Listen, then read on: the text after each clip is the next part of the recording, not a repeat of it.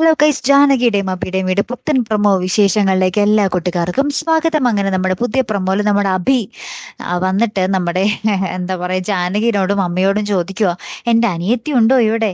ഈ വീട്ടിൽ വരുമ്പോ തന്നെ അവളെ കണ്ടില്ലെങ്കിൽ, അവരുടെ സ്വീകരണം കിട്ടിയില്ലെങ്കിൽ എനിക്ക് ഭയങ്കര ബുദ്ധിമുട്ടാണ് എന്നൊക്കെ പറഞ്ഞിങ്ങനെ തമാശയായിട്ട് പറയുവാട്ടോ. അപ്പൊ നമ്മുടെ ജാനകി ഇങ്ങനെ ചിരിക്കുന്നുണ്ട്. എന്നിട്ട് അമ്മ പറയുന്നുണ്ട്, ഇല്ല മോനെ, അവൾ ഇവിടെ ഇല്ല, അവൾ എനിക്ക് തോന്നുന്നു അച്ഛനെ കാണാൻ പോയിന്ന് തോന്നുന്നു എന്ന് പറയുന്നുണ്ട്.